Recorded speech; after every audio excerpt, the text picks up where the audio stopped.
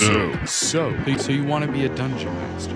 So, you want to be a dungeon master. So you want to be a DM? Name some feats, okay? Feats. So you want to be a DM? That's great. We're here to help. I'm Taylor. And I'm Justin. This week, we're going to be talking about encounters without combat. D&D is a TTRPG system that pretty much focuses on combat. During our class breakdown episodes, we've criticized certain classes for having so few out-of-combat abilities or feats. Now, you can see the designers tried to fix some of this with certain 2024 changes. Looking at you, Barbarians. So today, let's talk about encounters that dungeon masters can use that don't involve combat as the only solution. Let's get into it. But first, always gotta have a but first. Often charisma can be similar to intelligence in terms of how it either is really easy for some people to role play or it can be really, really difficult. Is there any advice that we can give to people who maybe want to play a high intelligence or a high charisma character? Because strength and dexterity, you're just describing stuff. It's pretty simple. No one's expecting you to break the door if like you're playing that. But when you're playing a high intelligence character and you have to like explain the theory of magic or something, or like physics, or high charisma, and you have to successfully talk your way around a situation, but you don't have that. Right. How do you do it without just going, okay, I'm making an intelligence check for this? Or, there's something to be said about if there is something to be said for if it is like I think, again, I'm going to go back to our wonderful, wonderful sponsors, Depends. And I do think that there is a realm where as long as you're like open and communicative about it, because I generally play higher charisma characters, and sometimes it involves like kind of a romantic flirty thing, and that's not my bag really. Right. I think just saying the words like, hey, I'd like to try and flirt with this person, hey, I'd like to do whatever, I'm not really good at it, but we can just kind of assume the conversation however went however it went because of the role. Yeah, absolutely. I think the discussion of intent is a very important conversation to have when you're trying to set up these kind of things, because sometimes you could say you want to do something, and then or like a player will say they want to do something, and you as the dungeon master can kind of tee them off into it and kind of help them get into. Sometimes it's hard to just get the ball rolling. Yeah. It's also just like sometimes it has to do with that person coming out of their shell a little bit, feeling more comfortable. I mean, we all feel like jackasses the first time we're putting a voice on, pretending to be a full ass character named Gragnar, the Uncrushable or something, right? Like we all feel silly. That's a solid name. I'm writing it down. Gragnar the Uncrushable. I'm Gragnar the Uncrushable. I'm Gragnar. And you can't crush me. Just try it. At nighttime. Try it. At night? So like, yeah, I totally agree though. I think that there's obviously ways to get around it. There's ways to just kind of find the right group, take your time. Eventually you'll get more comfortable with things, I think, especially as you like start to learn more about the setting or about the like system that you're using. And then as you become more proficient with those things, you'll feel a little bit more comfortable speaking on them if in the terms of like intelligence. And then like for charisma characters, yeah, it can be definitely challenging. I mean, I know that there are times where I certainly feel uncomfortable being super talkative in a group setting like that, in the sense that not necessarily because I'm like embarrassed or shy or anything. It's more like I don't want to take up too much spotlight or be a hog in that regard. And so I have to be conscious of that. Um, but that also will then lead to me not talking sometimes for great swaths Mhm. of time because I'm like thinking about it too much almost. Right. Right. So it's an Yeah. interesting balance all around. I think that it just takes time. Yeah, I agree. And to the people that are having trouble role playing, number one, it's just a silly game. And number two, I mean it's okay to be a little silly goose. I don't know. It's It's fine to be a silly goose. I it's think, yeah, fine to be a when you're silly an little adult goose. playing a role playing tabletop Uh-huh. game, it's like we get it. We all Yeah. feel silly. That's why I think sometimes having the Yeah, because that DM, that's why I like doing like voices and accents mhm, and silly voices yeah. and interesting characters and stuff like that that are sometimes zany and wild because Yeah. it sets the tone. And I've been really blessed to be at tables with extremely talented players that makes them really easy to play off of.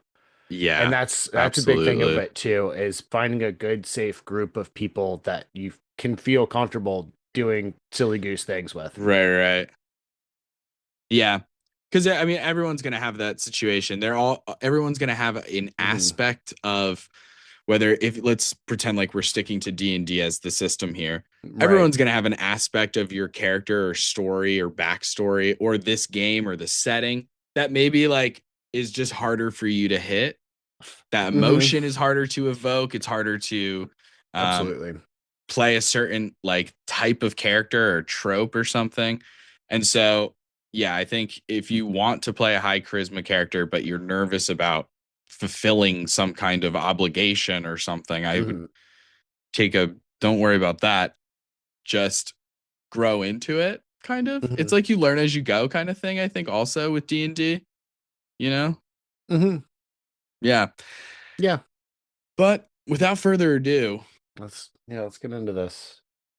I got to talk about the Patreon, Taylor. I'm sorry Oh to cut you wait, off before the meat of the dag episode. nabbit. I But simply must. second, I but simply must second. talk about the Patreon. You know, we just came out with, or it's coming out probably by the time this episode actually airs, the College of Surf Bard.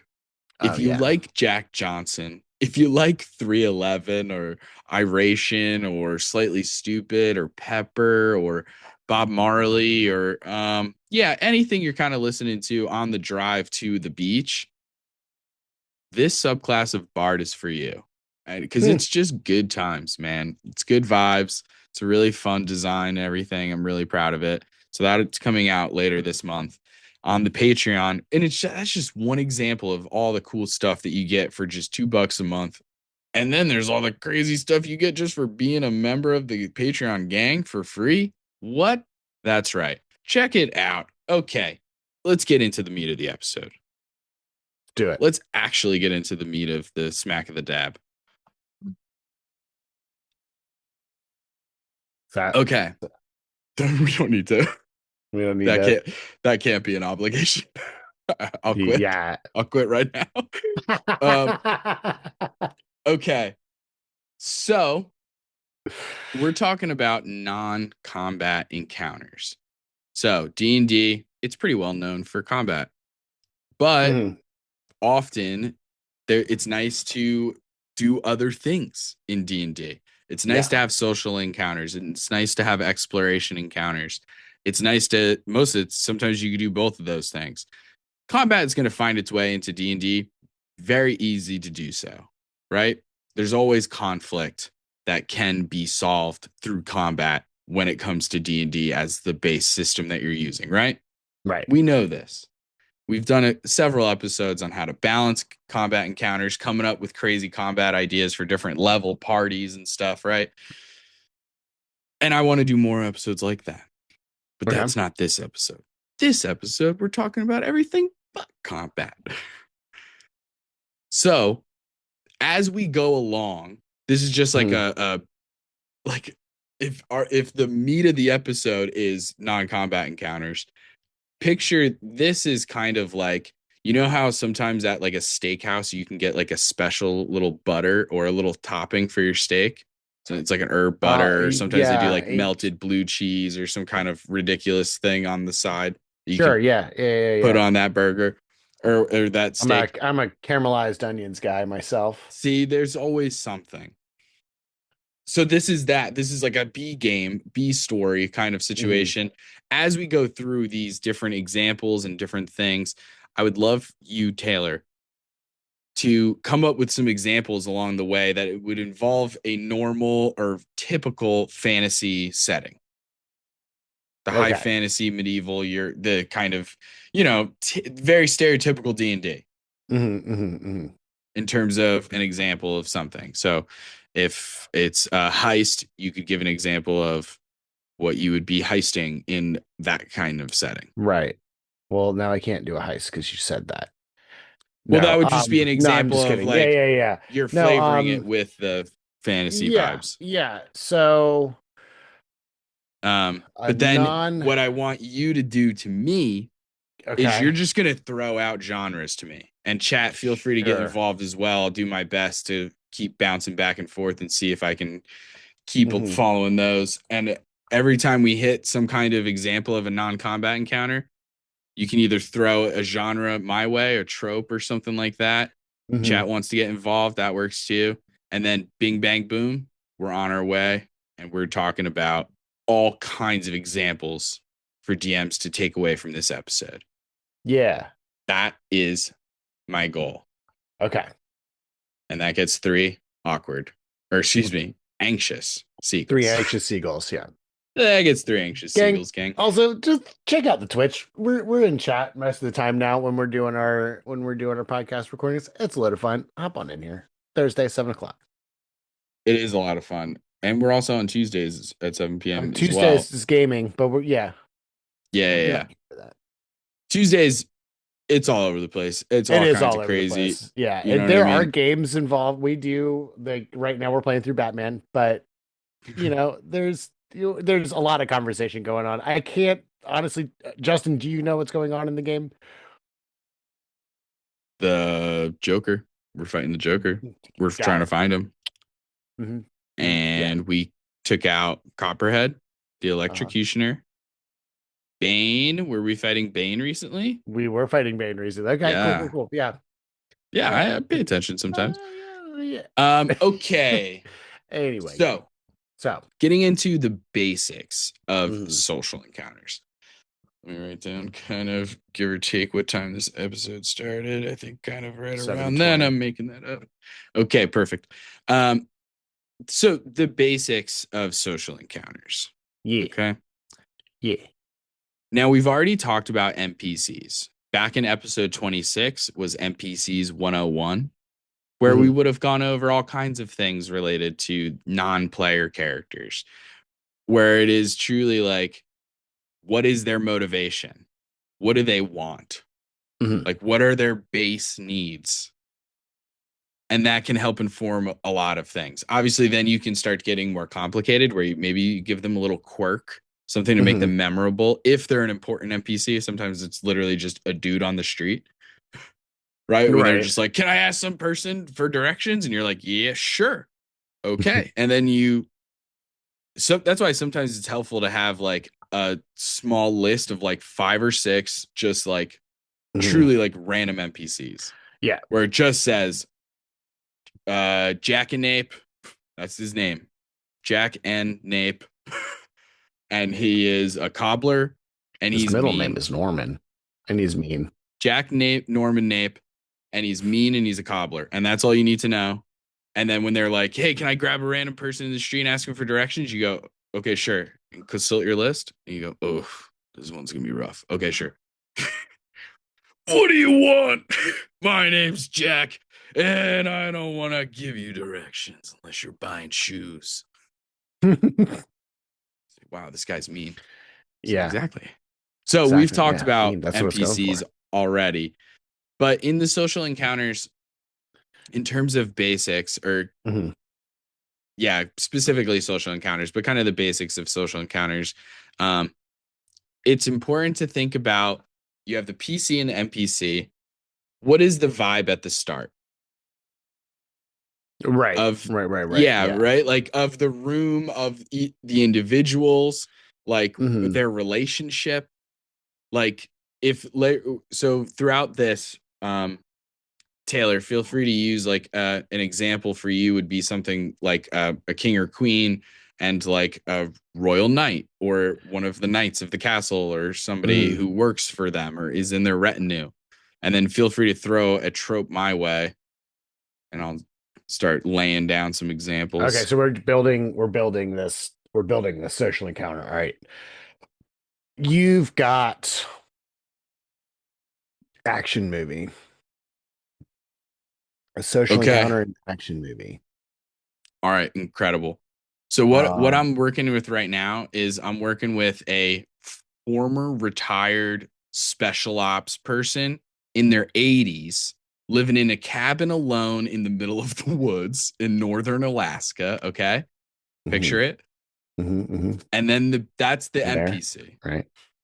Okay. Then the Right. PC is currently on the run or the party. I mean, if we're using Right. D&D, Right. the Right. party, Okay. including one of the PCs, they're on the Mhm. run from the government,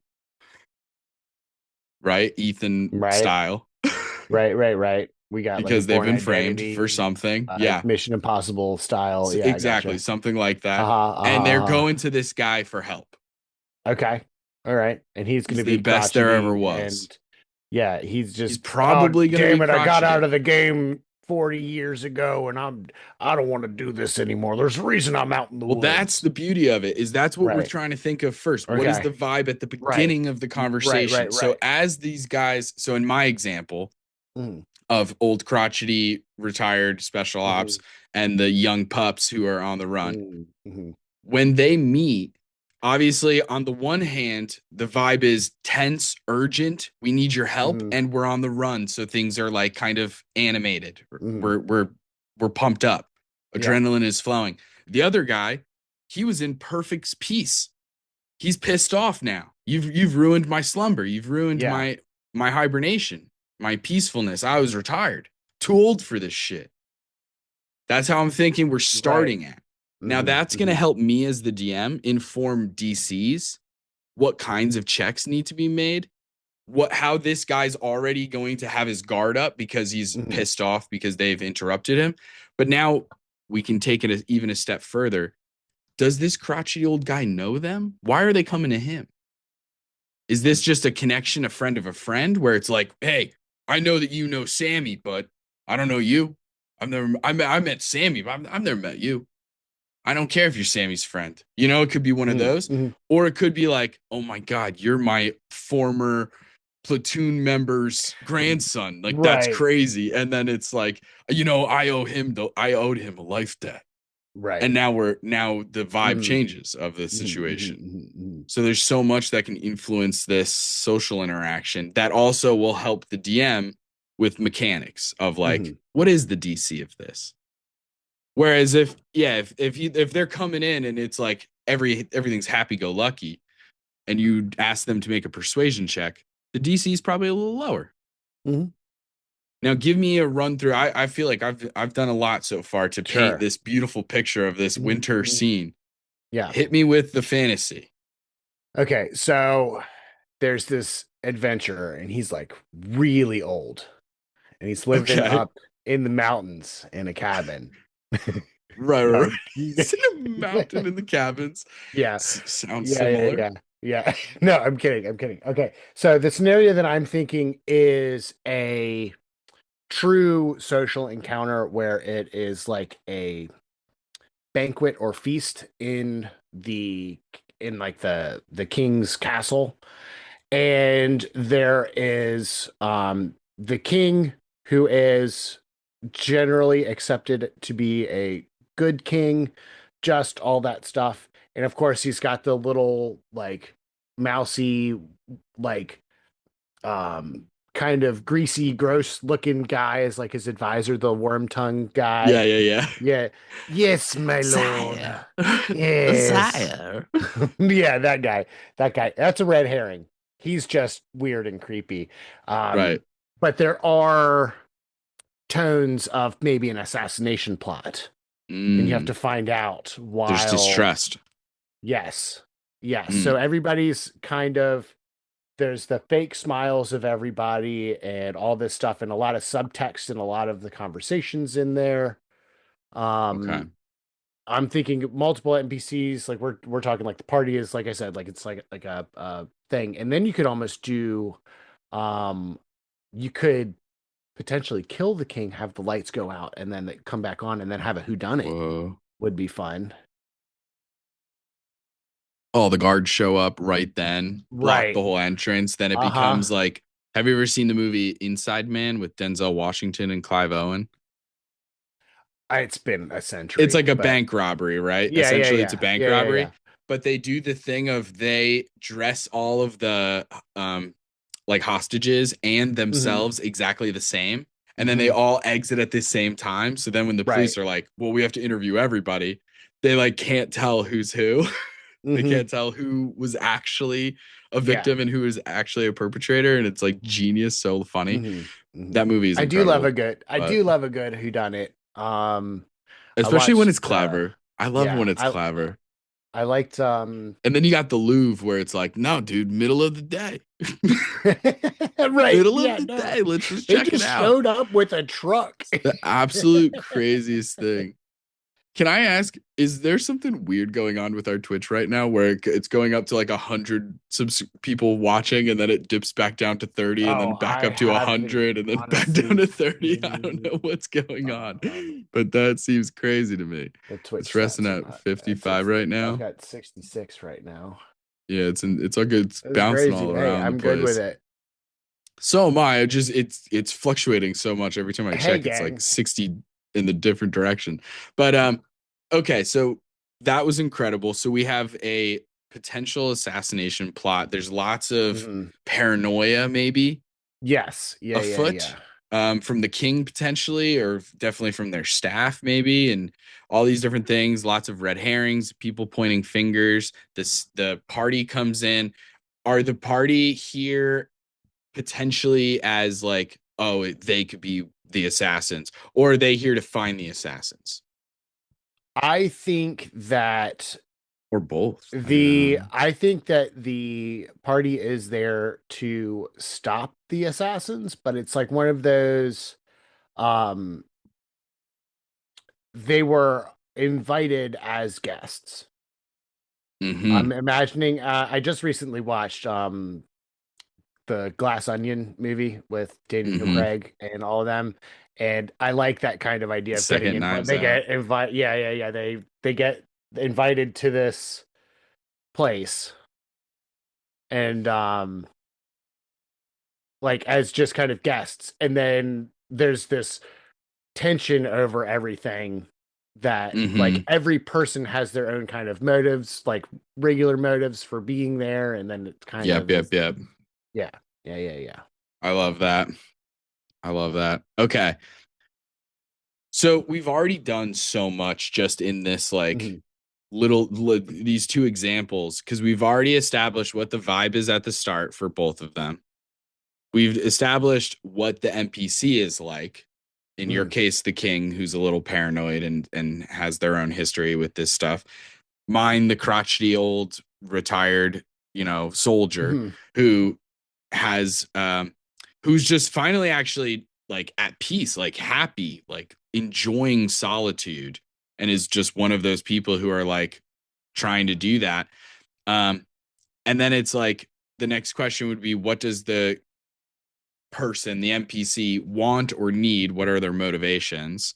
Mhm. So for mine, it's I obviously in that scenario, without having any connections to to the PCs, Mhm. I have to dig a little deeper on this guy. What is his true motivation? Why would he help them? If he's Mhm. going to help them, like, you know? Mhm. Does he need there to be an actual relationship there? Is it good enough that they are maybe in the same organization that he was? That kind Right. of, the whole like Semper Fi of it all, of Mhm. being like, oh, you were also like I rewatched A Team with Nice. Hell yeah. with Bradley Cooper and Oh, I thought you yeah, meant no, you went the back and new watched like remake I went one. back No, and no, picked no, the remake all of the original movie. A Team. Ba ba da ba ba Ba, ba. ba, ba. Da, da, Yeah. da, da. Yeah, no, I Da, da, da, watched da. the Yeah. remake movie one and it was Okay. awesome. Jessica Biel is in it, and God, she is beautiful. But anyway, we don't have time. We simply don't have We time. simply don't have time. We simply must move on. So then let me ask Yeah, you this, Taylor. As a sure. DM, charisma checks. Hmm. Before we get into like even more examples and stuff like that, Hmm. where you can change my trope. I'll do something else instead of this Mission Impossible one. But like Hmm. when you're the DM, how do you decide when to do them? Because Okay. surely there are some times where you're like, they don't need to check. You don't need to do a charisma check every single time that you're trying to Right. persuade someone, or even when you're Right. trying Right. to Right. lie to them. Like, I've gotten into the habit these days of being like, sometimes when a player gives a fake name, I'll use a deception. I'll make them do a deception check. Hmm. But sometimes I don't because it like genuinely doesn't matter. And also, this is a random store keep Right. person. And like, it doesn't even matter if you gave them a fake name. They Right. would just be like, oh, okay, that's probably not your name. But also, what am I, your mom? I don't need your real name. Right. Right. Like, it's fine. We're not filling out taxes. Like, you're fine. So, charisma checks. Charisma checks. How do you Yes. know how often to do them, when to do them, why to do them? Um, in my experience, as far as the how many, Mhm. I will generally do one per NPC unless they're trying to do something wild. Unless the party's trying to do something absolutely crazy, then then again, shout out to depends. It's it could be like a thing, but generally, at the start of a conversation, they'll say, "Hey, I want to approach XYZ person and ask them for information." Okay, For are sure. you trying to hide information from them, or are you just trying to persuade them to tell you stuff? Okay, cool. That'll Yeah, be yeah, yeah. persuasion or deception, and then we do that, and then how that role goes kind of explains how the conversation afterward goes. And then if they try to do again, Yeah. like I said, if they try to do more wild, wacky shit, usually there's other checks involved because they're like, oh well, while this person's talking to them, I want to sneak up and try to pick his pockets and look for anything cool. It's like, all right, well, you've got a sleight of hand check, and then you've got a performance check because you've got to make sure that you keep his attention. Hmm. Yeah. It's always interesting. I'm also, as a DM, I'm always down to hear, and this is kind of true across the board when it comes to ability checks. Like, if the Hmm. player has a good enough argument, I'm willing to change my mind on like certain checks. Sometimes I'll stay true where I'm like, ooh, I really disagree. I think it's this. Hmm.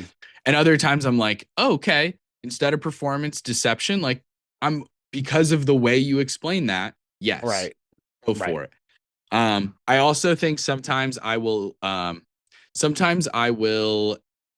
for deception checks or even persuasion checks with an NPC when I'm kind of like we're riffing and so Hmm. I'm not thinking too quickly for like a very specific DC.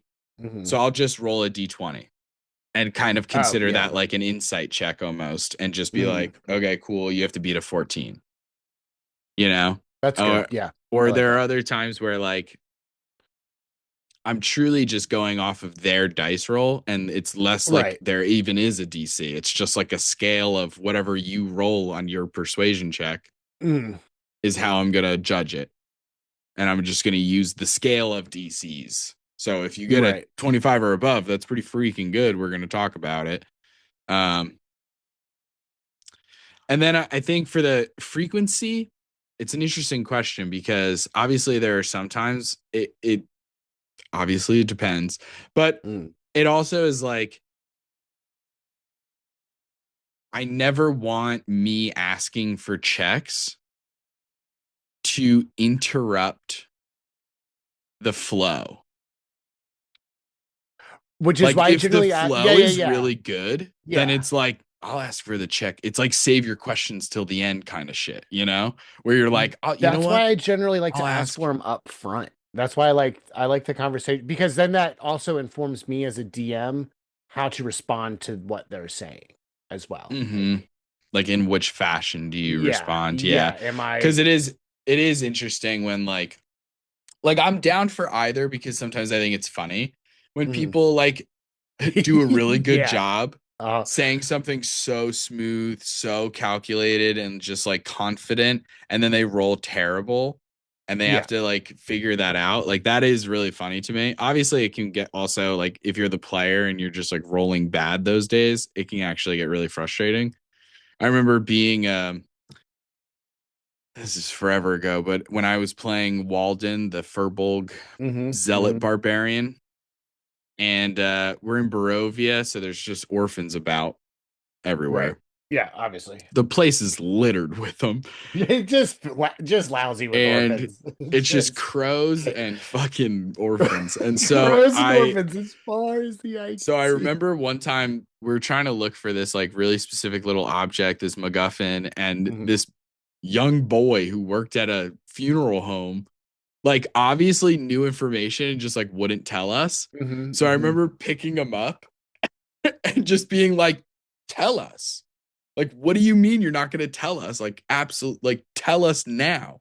Right. And I rolled an intimidation check and I rolled a one. And I remember the DM ugh, like laughing at me. And I genuinely, it was the closest I ever came to just being like, actually, I end them. I Yeah. end them. But then it was like, genuinely like other people at the table were like, "Oh, we don't want that to happen at this type of game," and it was like, Well, because hey, yeah. fair enough." But I was also drinking at the time, and so there was a part of me that was like, "No, no, I'm gonna do it. I'm ending this game.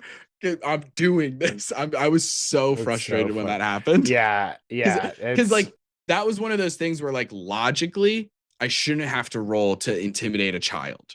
right. Like at a certain point, Right.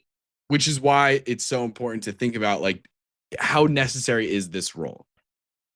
And that's true across the board, not just Hmm. social encounters, but Hmm. social encounters sometimes like the flow of the encounter is so different than a combat thing. Combat, you're expecting to take breaks every zero point 0.5 seconds to roll a dice, to look up a rule, to figure out a spell text. But Right. in the social encounter, you kind of want things to flow a little bit more. So I think interrupting with too many dice rolls can get a little crazy. Hmm. You know, if somebody says three lies back to back to back, it's like, do you really need to do that many deception checks? Like at a certain Right. point, it's like, hey Right. man, Right. Right. your NPC's just getting tricked on this one. It's fine. And yeah, he's just getting stunted It's on here. something to think about. But so So now that we've gone over a bunch of the basics, let's yeah. get into some real serious examples for social encounters. So this is where I'm going to need your inputs for random ass tropes, and then you can hit me with, and feel free to do a different one for each one. Like for Okay. each example, come up with a totally different thing. And you don't have to do fantasy. I was just trying to be nicer to you by giving you one to do throughout the whole How dare episode, you? and I would I don't switch want your up to just charity. doing a million. Fine, fine. I'll remember that for future scripts. Game on. Bring it on. Come on. Okay. All right. So starting off social encounters specifically, we're Yeah. going to get into Mhm. exploration encounters, but social encounters, Mhm. one of the huge things that you can do with a social encounter as a DM when you're prepping these things, gathering information. Yeah, for sure. Sometimes the party has to gather information. How do they do that? Right? Now, there's exploration ways like research, Uh-huh. which we'll get into. But for now, we're talking about communication. Mhm. We're talking about asking questions, Yep. talking to NPCs about how much they know. Mhm. So, as a DM, before we even get into specific examples of how this can look in a game, Right. as a DM, let me ask you this, Taylor. When you're coming up, do you have, I know sometimes you use modules and sometimes you're more Mhm. homebrewy, but Mhm. like, do you have, obviously, you have some NPCs that are like, quote unquote, important NPCs, where Mhm. it's like the players are more than likely going to run into this guy. Yeah. Yeah, yeah, yeah. Do you have, or do you ever put like a bullet point list of like, here's the information that this guy is aware of? Or do you kind of figure that out on the fly a little bit more? I generally figure it out on the fly. So I kind of break down as far as information giving to the party. There's stages of the adventure that I want them to have certain amounts of information. So if they're in the first stage, I have a list of things that I want them to know. And depending on who they talk to, I'll give these 3 tidbits to this person. I'll give this couple of tidbits to this person, and it all kind of gets spread around. That way, if they wind up not talking to one of the NPCs that has information, I can still give it to them. You Okay. know what I'm Interesting. saying? Cool, cool, cool. I Yeah. like it's not so much by the NPC, it's by the area. Like they're in the very beginning of the adventure. I don't want them to have a whole lot of information about the big bad just yet. We'll wait until the middle portion of the adventure for those seeds to start to develop, start getting names, start getting locations and stuff, and then we move on to the end of the adventure. Right, right, right. Okay. That's a cool way to do it. I think I kind of do something very similar, but I think because I have like written a module, Mm-hmm. in the module, sometimes it'll be like, you're going to go talk to Darathra Shendril, the Mm-hmm. Lord Protector of Tribor. Here's what she knows. Right. And so in that regard, because of it's like you're writing a module, it's a little different because you're like, okay, this NPC they're going to speak to this person. Here's exactly what they know about Right. the world at large and the Mm-hmm. plot and what's going down and all those kinds of things. And Even then even when it comes to modules though, I'll extrapolate like on a module like that, say you wrote that has this list of, hey, this NPC knows XYZ, I'll take that information and set it aside and give it to whoever they wind up coming up and talking to. yeah, absolutely. I think that to get into some examples specifically, Mm-hmm. now Dale in the chat has given me love the looks evil but really good trope. That was in reference to the sniveling Of course, dude. of course. But I am gonna run with that since Okay. I've been thinking about it a little bit. In the context of a social encounter where you need to get some information, Mm-hmm. obviously this can go in so many different directions, but I really do love the idea of the party having to speak with somebody who would otherwise be their enemy, Right. like an enemy of my enemy kind of thing. Like in our home campaign, you guys have a potential connection with a powerful devil Right. named um named Tutuola, Finn Tutuola, after Ice-T's Mm-hmm. character in SVU. Mm-hmm. Uh, Mm-hmm. and you guys have a perpetually frozen snowball where you can summon him and talk to him and stuff like that. And they're also like your guys' connection with Crash, although Crash is much more of an like he's a good Yeah, guy yeah, yeah. who's just Yeah, like yeah, yeah. masquerading as a villain. But then there are some connections you guys have made along the way where it's like they're genuinely bad people. Your Mm-hmm. guys' problems just happen to intersect in this moment. Right. You know, it's Yeah, yeah, very yeah. like the ninja like yeah, I'm thinking of Naruto when they had to team up with Orochimaru towards Mm-hmm. the towards the end of the fourth war when it was like, hey dude, Madara is gonna kill all of us. And Orochimaru was like, all right, fine. I hated the way he talked. So give me what's an idea for the party needs to get some information. We're in Uh-huh. a fantasy setting. Okay. What's it look like?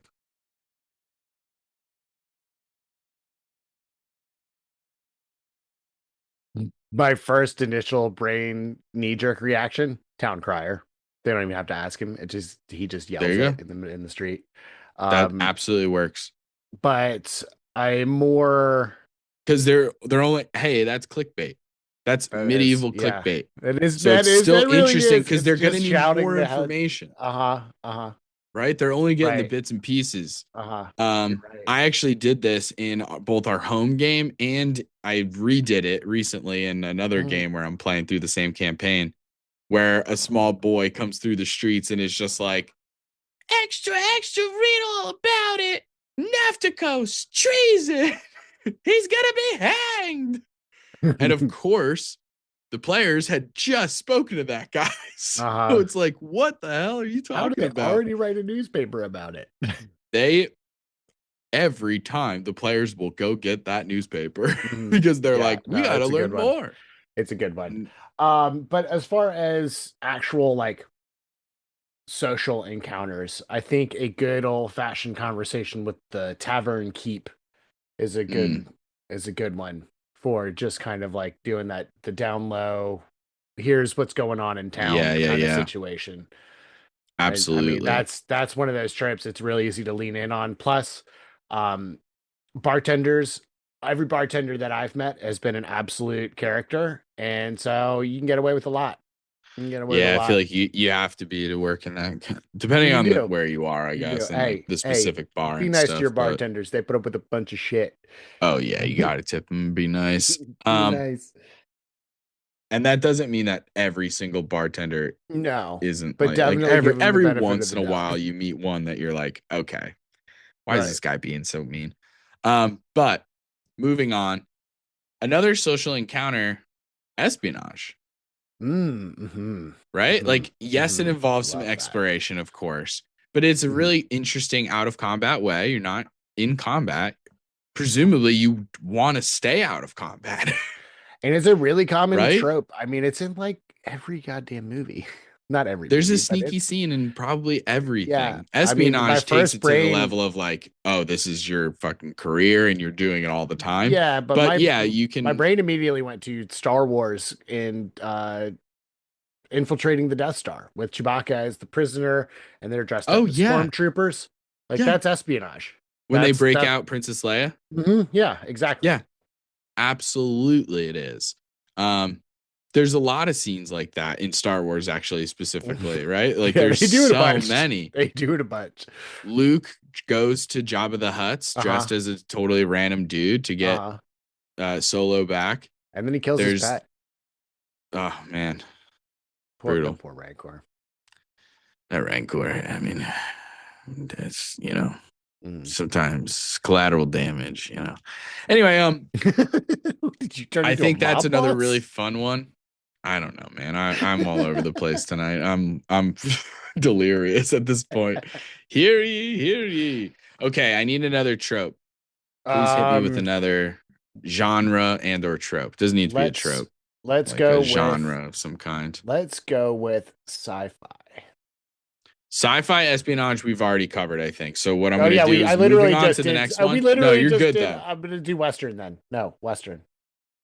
Espionage for Western. Yeah. Ooh, I like that a lot. I think maybe something with the train robbery where you're trying to prep for the train robbery. Okay.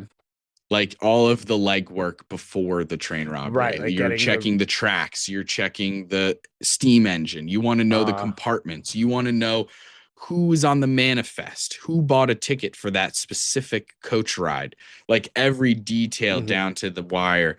Um, how much weight is going to be on, like, I imagine the team like going really above and beyond for this mhm, particular thing. mhm, Maybe the mhm. prize is that important where it's like this So isn't one where where we would just like ride up to a train and hope that they have right, right. pearls on their necklaces. Like, no, no, no. This is a prepped one because we know that the US Mint is bringing, you know what I mean? Like Yeah, the yeah, yeah, yeah, yeah. engraving things, bringing it back to It's the the A-Team payroll movie. protected by the Engravings. Pinkertons. Yeah. It's something like that. Yeah. Yeah. So that would be my Western one for sure Okay. Where would this information be? for Like, how would this espionage. be an espionage thing? Like, what would they be I'm just doing thinking they can't get as far caught. Like as they have to like fair? either Okay. do undercover kind of stuff where they're wearing disguises or they're using fake names or whatever to Mhm. get this information of like who's going to be on this train, learning Right. about the ins and outs of the thing. Like if you're gonna rob a bank and you need to show up to that bank to scope it out, that's risky. So Yeah. and I mean they have security cameras, but in this case it Mhm. would just be like people watching. So then it's Mhm. like, hey, didn't we see this guy come in before? I just like, yeah. So the I espionage would gotcha. be less like you're literally a spy and more Mm-hmm. like sneaky sneak so that you can I do the gotcha. Yep. heist. I gotcha. I'm with it. Um, what about, do you got anything for fantasy? For espionage? Yeah. Totally. Got something right here coming right up. Um, No, I I actually can't wait. did. So I'm thinking of like a sneaking into like a bandit camp or something along those lines. Honestly, this could go for a Western as well, but like one of the important part, like the NPCs that's important to the party is captured, and they're in the middle of this camp, and they're gonna have and they have you have to sneak in, and there's too many people, like it's like 100 people or something like that in this camp, so you can't risk starting a fight.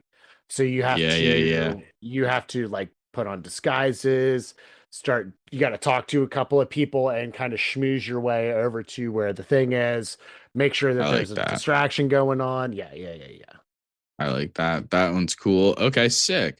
Well, other social encounters, um, we have status differences.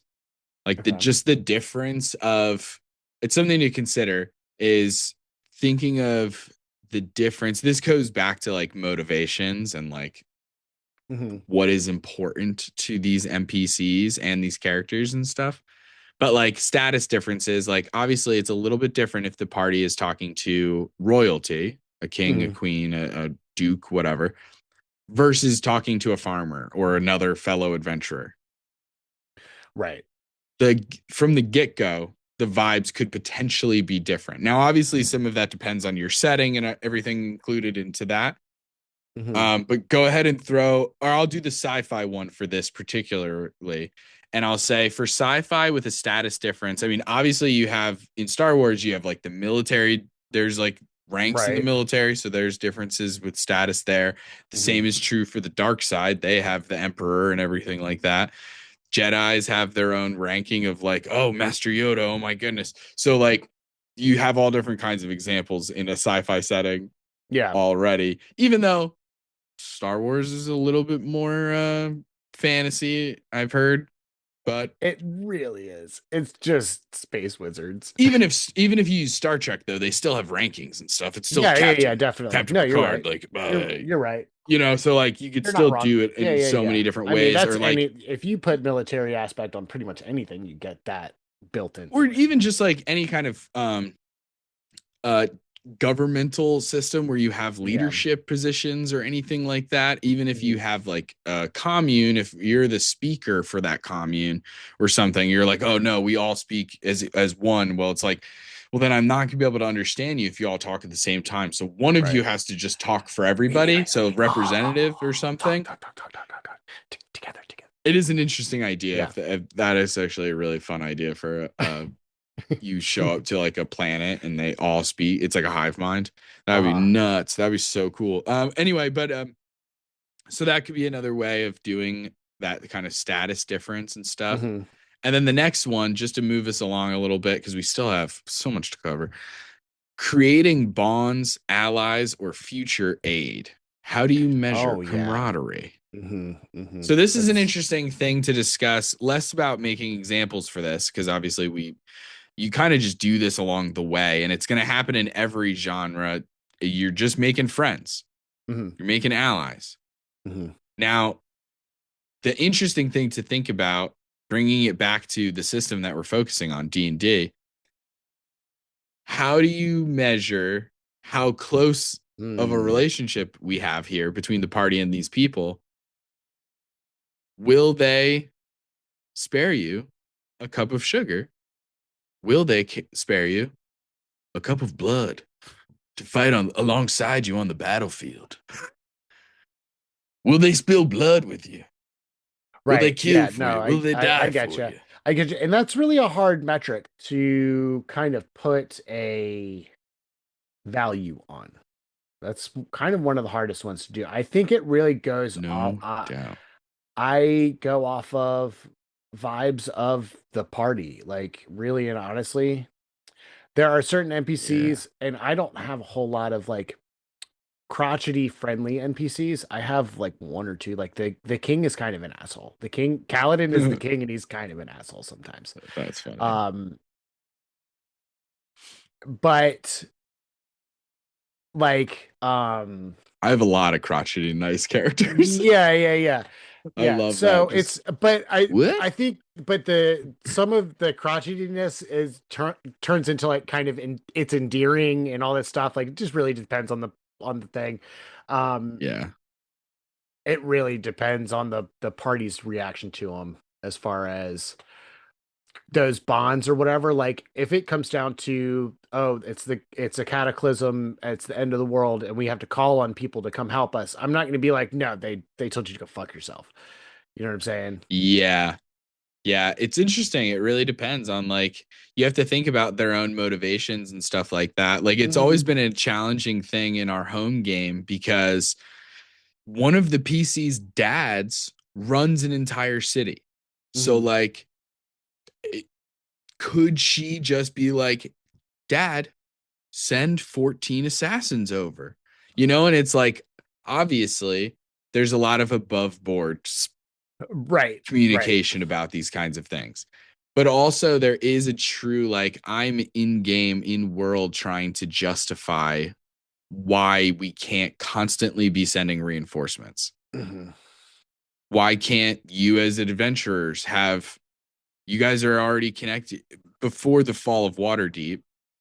Woof. Uh Jeez. you guys were close with the current general. You're close with the open lord, the leader of Hmm. Waterdeep. Who's to say that you guys can't have like 20 soldiers just follow you guys at all times? I think your Who's to character had say, explicitly Justin? asked for that. Who's to say? It's because mechanically it's broken. We simply Yeah, yeah, can't. yeah. It's super broken. And Yeah, I know yeah, you know that, but like that's yeah. truly it is like, okay, Yeah. well, mechanically, I can't have you have too many things going on unless they're like off camera things where it's Hmm. just like, this is all off camera. Every time that Right. you guys get in a scrap, there's actually 10 more of the bad guys, but they're Right. fighting the soldiers. Right, right. It's like a Dynasty Warrior situation. You've got the handful of people around you, Yeah. and then there's over there in the corner. These guys are they're fighting. They're fighting. They're It's the holding the line. and I Yeah. still can't believe you haven't seen this movie, but it's the very beginning of Troy, where it's Oh. our one champion versus your one champion, and Uh-huh. Achilles is going to kick your ass to Right. call it a day. Is this the best you have to offer? God, that movie's fucking awesome, dude. I love Brad Pitt. Holy shit, dude. That and I Fight do like Club, Brad Pitt. Yeah, I do like Brad forget Pitt. it. God, I love Brad Pitt. Okay. Well, let's get into some exploration. Hmm. Okay, we're gonna do a little exploration. Now, these are kinds of encounters where, hey, maybe you're talking to people along the way. Remember, none of these are mutually exclusive. Combat Hmm. also can work its way into some of these, but Yes. just to talk about them isolated, exploration, you're exploring stuff, you're checking things out, right? Pretty basic. Now, some of these examples that we're about to give, they don't depend on having other people there, like NPCs Right. or something like that. But Hmm. obviously, you can fill them with NPCs, no problem. You can throw some social encounters into your exploration encounters and Hmm. vice versa, right? You have to look for the person you need to speak to. Whoa, there's a fucking exploration one that goes into a social one. We love to see it. You talk And to the then he gets person, mad, and it turns into a freaking combat, bro. or he tells you about somewhere else you have to go explore. And now it's going full circle. And now it's an Ouroboros. But I mean, one of the biggest things in Dungeons and Dragons, dungeons, is exploration. It's Yeah. pretty focused on exploration. Yeah. Obviously, in the history of D&D, it also has a lot to do with combat and Mhm. social, not many social encounters, actually, not in the history. These days, finding social encounters in dungeons would be considered new, Hmm. newer, at least, last 15 years. But anyway, uh, yeah, going through dungeons. I want to do a whole Yeah. episode on dungeons. Yeah, I would too. I just want to throw this out there. I think as far as this is obviously not a fantasy setting, although it kind of is sometimes, but just throw this out there.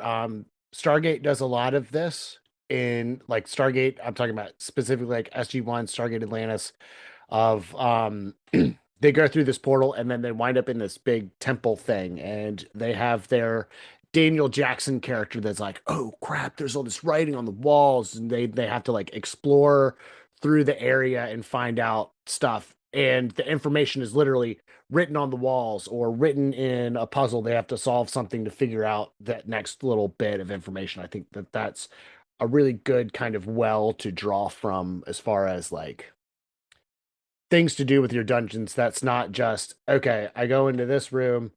Oh no, uh, gelatinous cube. Okay, we kill the gelatinous cube. You get some loot. All right, we move into this next Yep. room. Is the door locked? No, there's a trap. Like you can make it. Yeah, You can definitely cram a lot of information into a dungeon without no without doubt. It can be NPCs. huge for information for ideally your exploration of that dungeon tells its own story of what this dungeon once was and Mhm. what it currently is and all of those things and who has been here. It's telling multiple stories through your descriptions, through what is possible for the players to find, et cetera, right? Mhm. Um, but that's why I want to do a whole episode on dungeons because we can go so in depth of like, what is a dungeon? You Yeah. know, I asked that question recently on TikTok and other places, and it was like people gave really interesting responses. Um, Other things that can happen during exploration.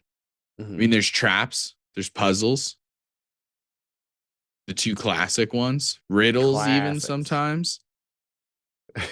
You will be surprised by what will stump your players when you're looking at riddles. You will be, Yeah, you got to look up ones for sir, kids or sir. something most of the time. Yeah.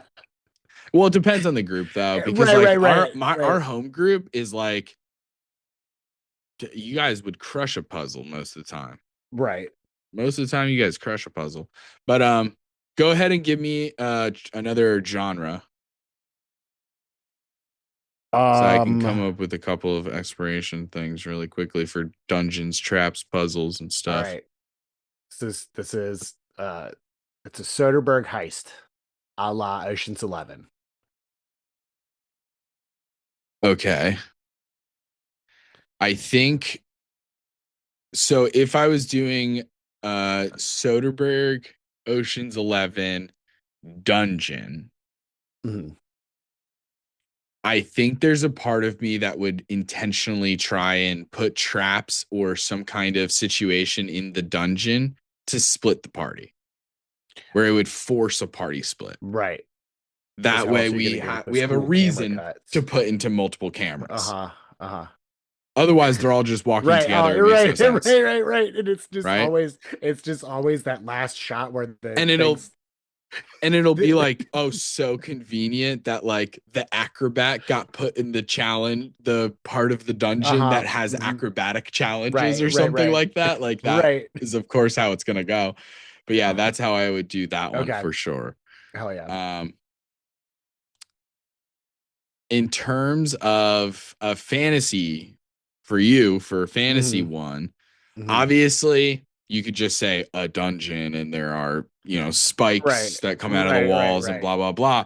I'm going to give you a little bit of a twist here. Okay.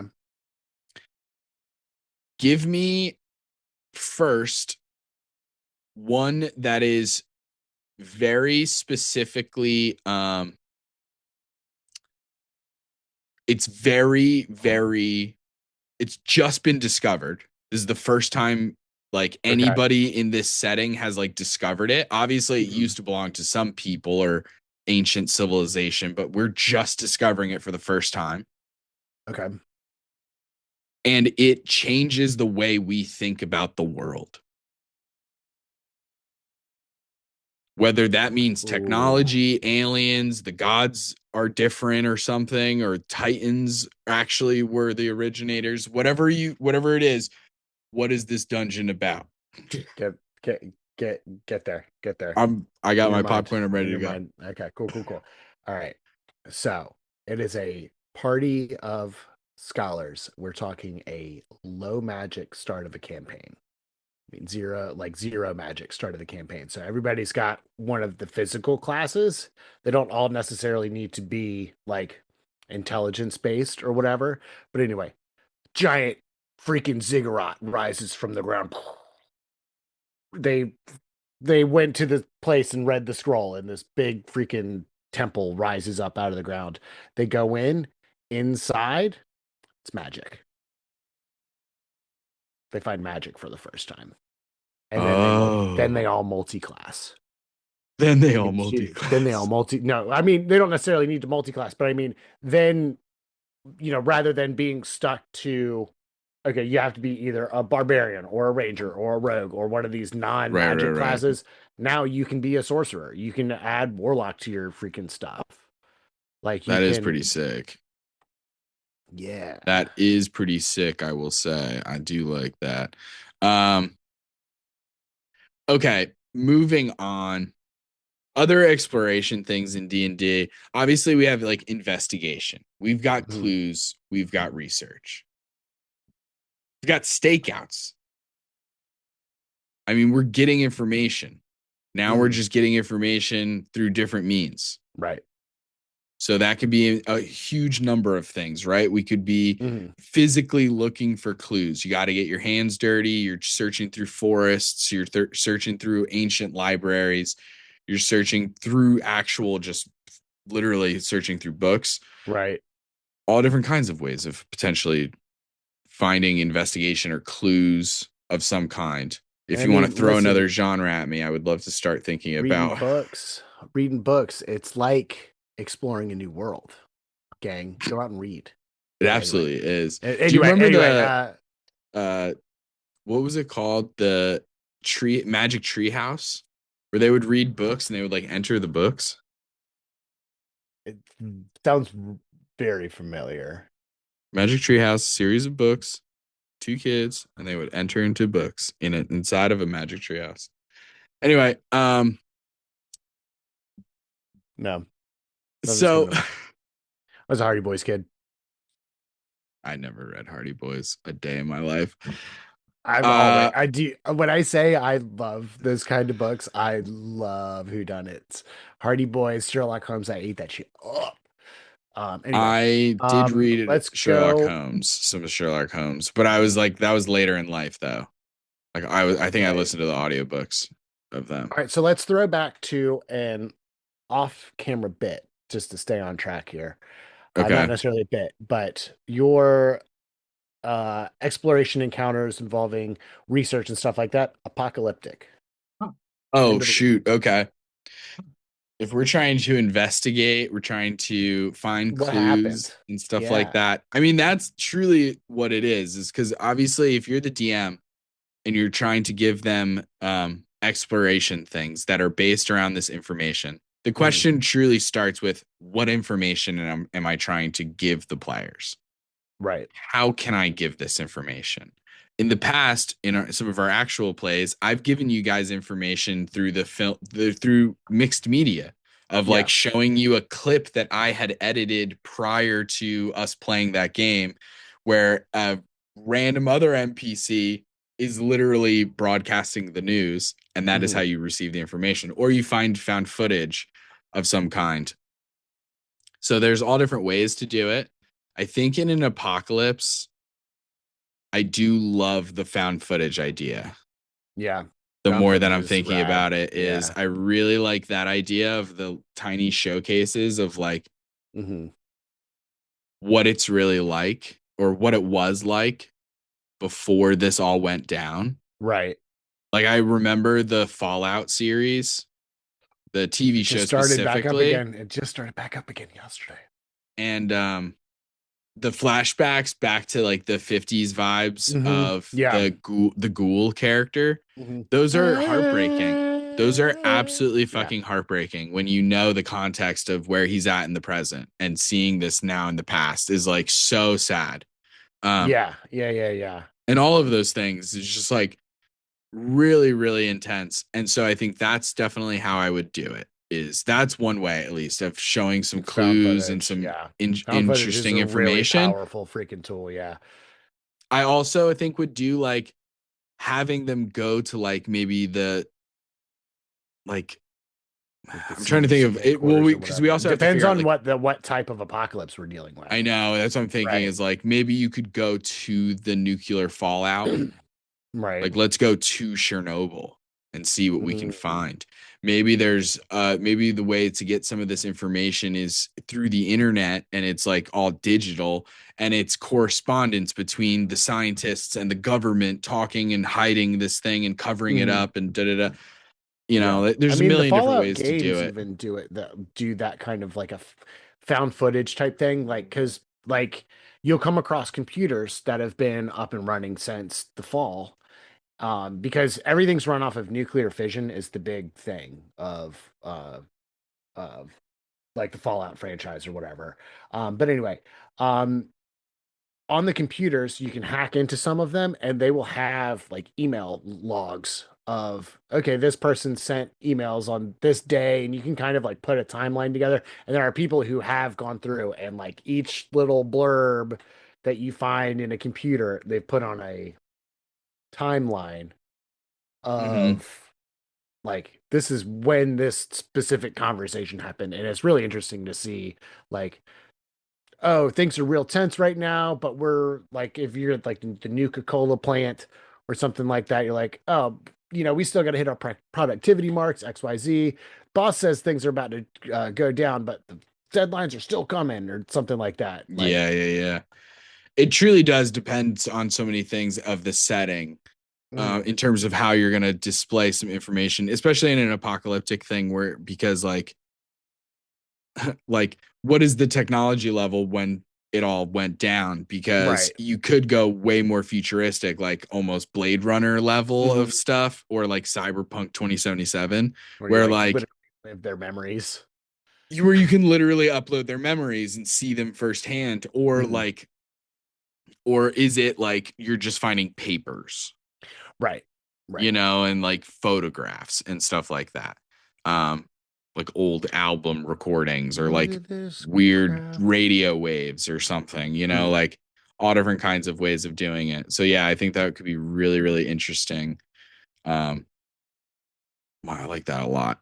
Okay. Mhm. And then we have obviously there's heists, there's stakeouts.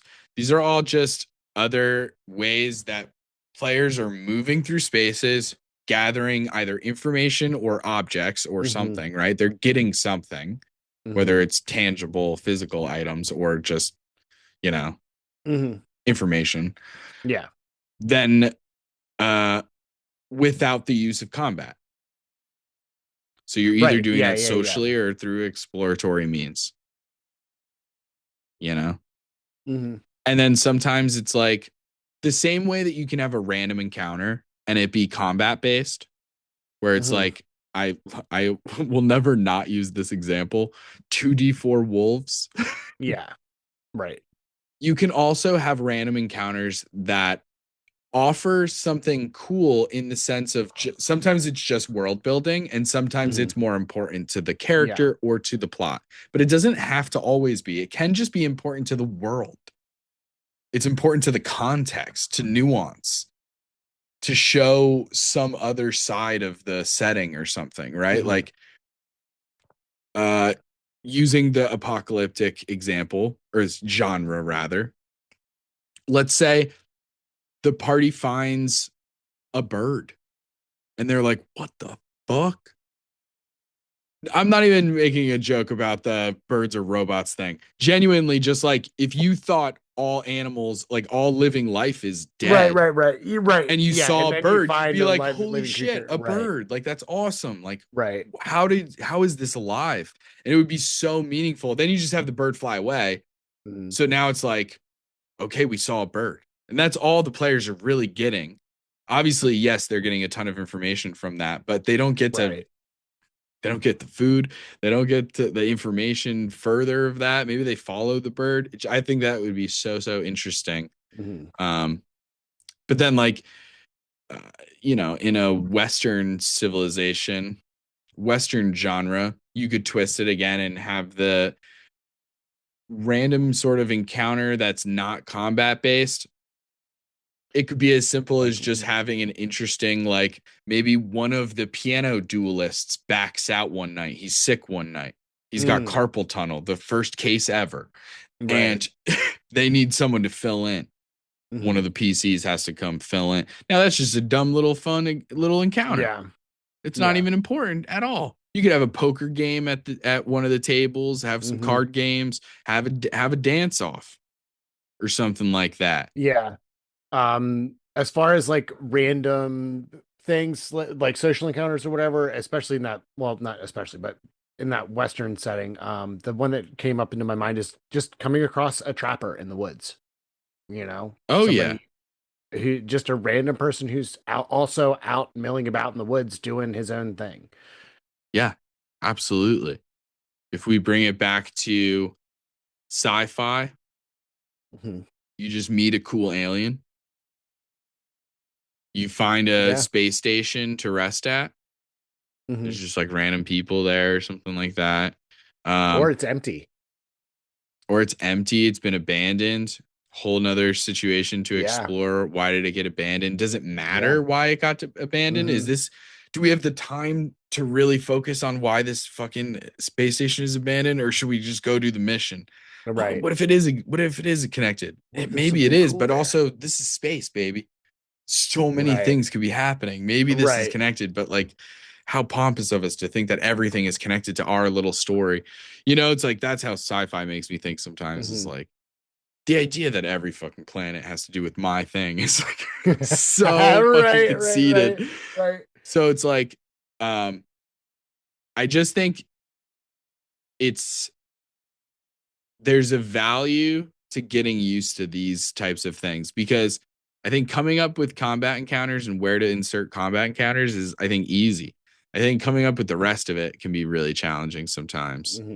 But then vice versa, it's also true, because sometimes, like when I'm thinking about combat encounters and how to insert them sometimes, because I'll go like 2 sessions, no combat. And it's like, well, you guys are in the middle of a city. Where's this combat coming from? Why are they only attacking you? If you're in the middle of a city, presumably, right? Like you're adventurers. You guys wear armor and have weapons. Why are they attacking you? If it's just random bandits, why are they attacking you? So then I need to think about, so then it just, sometimes it is challenging depending on where you are in the story to just have a combat just pop off. Like you have to kind of really think outside the box or start using random encounters where you're just like, I guess 2D4 wolves show up in the middle of the street, I guess. I don't know. I guess. These are street wolves and they're showing up. These are gutter wolves. Street sharks. Dude, I love street sharks. I loved any show as a kid that had to do with animals. I told you, when I came to being a little kid with like NFL teams or any sports team, didn't matter. It didn't matter if it was NFL or NHL or whatever. Animal mascot, I'm in. I'm a fan. And then there were other teams where I was like, the Giants. What are they? Giant animals? Oh, humans? No, fuck them. Weird. What? Weird. Gross. Weird. Gross. Giant people. Ew. Gross. Thanks. The New York Jets? No, thanks. Kids try to prove their teachers are classic monsters. Vampires don't wear polka dots. Gargoyles don't drive school buses. That's really funny. So now I want to get into the next part, which is sometimes you have a combat encounter, and I just want to provide some ways to resolve combat encounters that don't involve combat, if that makes sense. Non-combat solutions to combat encounters. Right? Because obviously you could just end the fight. You could just fight till the end. Fight until one side has 0 hit points, and then that's it, right? That's obviously what happens most of the time. But also, there's running, fleeing, escaping. That leads us into a whole discussion about chase scenes, about the skill challenges that you could, in theory, do. You could figure out what does it take to escape this kind of fight. As a DM, you can sort of prep for that sort of thing if you know you're coming in with monsters who would run. I always try and think about that. When I'm designing Yeah. a fight, I always, before the fight even starts, I want to know, are these the types to go till the end, or are these the types that would flee? Would they surrender? Would they try and negotiate? What's the Right. deal? That way I know well beforehand. Because sometimes it does feel very inauthentic to be like, they're just going to keep swinging until they die. Right. Yeah. Because sometimes we've all seen the writing on the wall where it's like, yeah, the players are going to get this guy. But I can't run. Sometimes as a DM, when people make TikTok videos and they're like, "Hey DMs, your monsters can run," it's like, no, they can't actually.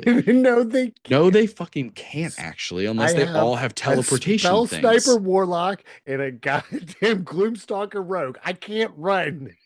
Or I know ranger. they Yeah. have freaking they have counter spell, so I can't even Right. teleport half the Right. time unless I Right. subtle spell it or do something crazy. Mhm. Uh okay, I use my entire action to disengage. Oh, 30 feet, your turn. Like, what? They're just going to catch up and then kill me. Right. Like, Right. it's Right. so often as a DM, you're like, actually, I can't escape. But what you can do is surrender. You can parlay, you can try and negotiate. Even if the party ends up, and I promise you, because this has happened to me so many times, I promise you that even if the party totally double crosses this person, is totally like, okay, tell me what I need to know. And then they're like, okay, but will you not kill me if I do? And they're like, sure, Totally. sure. And then they kill you after. It's still worth it because it's Yeah. dope. It's Yeah. still very fun and cool. And like, listen, if they do it 2 times, by the third time, you can start just having villains be like, no, I'm not fucking telling you. Yeah. And then it's no, you don't get an intimidation check. This guy is zealous. He's going to die with the cause. And sometimes that does happen. Because I've had that happen where like you guys were trying to intimidate a villain, but you guys were lower level at that point. You guys were like Dragon's level 5 or Bane. It was something. Dragon's Bane. I know exactly what you're talking about. Oh, it He was wasn't like, Dragon's Bane. It oh, was wasn't? it. No, it was one of Lecoq Yard's, one of the Oh, thieves. okay. It was the Yeah. Okay. swashbuckler tabaxi person. Because I'm replaying that game, like Mm, that campaign rather, I have it so fresh in my head. So I even know his fair. name. His name is Sushi.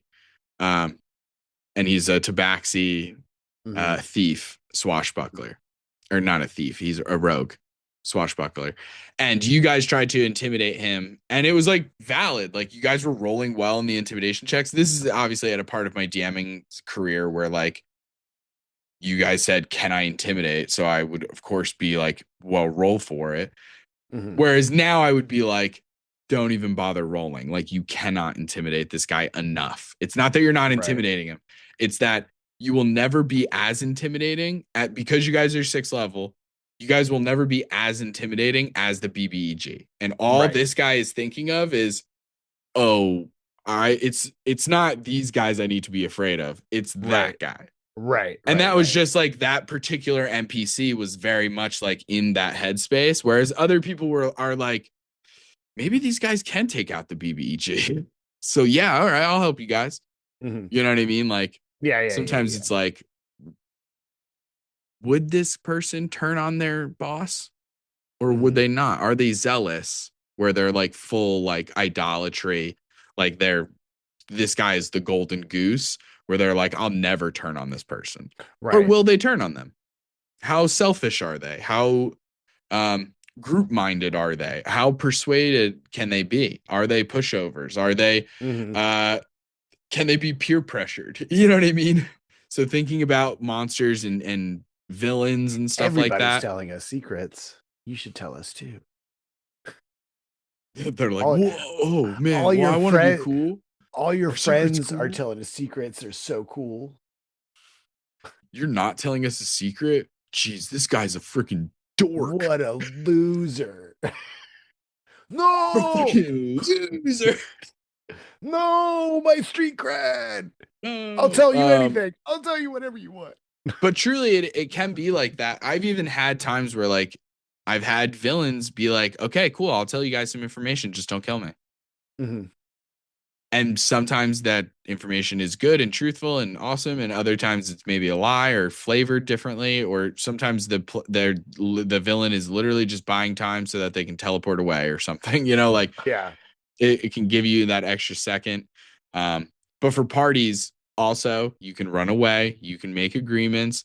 As a DM, another thing I would say is in the direction of like, instead of bringing it all the way to a TPK, because we've all had those situations where you're like, oh, this TPK, if I let this happen, it's not fun. Right. Like, it's not like the BBG is going to kill them all. It's like this random group of bandits, this 2d4 wolves. Oh no. These fucking wolves, they won't leave us alone. And they're going to kill my whole party. Well, you know what you do? You have the wolves capture the party. Keep the fun going. Mm-hmm. The wolves bring the party to their hideout. Turns out the wolves have a whole ass hideout. They're sentient wolves. Yeah. Okay. Yeah. I'm on board. I'm already The on board. wolves work for a vampire wizard. This has gotten off the rails. What do you mean? What do you mean, dude? What is Dracula if not a wizard? Kind of. Think about it like this. He has wolf minions that he has experimented on. So I'm combining what I'm doing. Taylor, it's so obvious. What I'm doing here is I'm combining Dracula and Dr. Frankenstein into one person. Yeah. Naturally. So he's doing experiments on the wolves because for some reason vampires in D&D can summon wolves. They also can summon bats, but they can also summon wolves. Yep. Children of the night. And so these wolves are now sentient. They're awakened, essentially, for D&D, to put it in D&D terms. Right. Okay. They're awakened wolves. So they have been following the party. They catch the party. Instead of killing them outright, they capture them. Mm-hmm. Imagine a pack of wolves. You wake up in the middle of the night. What's going on? And you see all of your friends in handcuffs surrounded by wolves. Do the wolves carry the handcuffs on them? One big wolf looks at you and goes, I don't need thumbs. I'll put you in cuffs. Prove me wrong. Prove me wrong. And just keeps saying that. He goes, we're all alphas. We're all alphas. A lot of and they keep getting closer and closer. We're all alphas, they say in unison. We're all alphas. Joe Rogan. Just gets worse and worse. You're like, oh my God, truly. And then you wake up for real. That all was a nightmare. A single wolf at the foot of your bed staring over. That's all we can get into this time. No, wait. Big milk, gang. No. You can We're find us on sponsored. TikTok and Instagram at So You Want to Be a DM, or you can ask us a question at So You Want to Be a DM Big at milk. gmail.com. If you like the episode, don't forget to give us 5 stars and a review wherever you found us, and check out our Patreon, the Twitch, and our merch with the link in the description. Join us next time for more Dungeon Master tips and tricks. Bye. See ya! Hey, gang. It's Justin. I have the honor of giving a shout out to the members of our Patreon gang. Nub Muffins, may Palor's light shine upon you. Marsavies, have you watered your flesh prison lately? Yazvi, the eternal library where color and community await you. Molly Adeza, who gets yet another level up. And there's Elijah, Tappy, and Linguini. Gang, we appreciate and love you. Tune in next time for more tips and tricks from So You Want to Be a DM.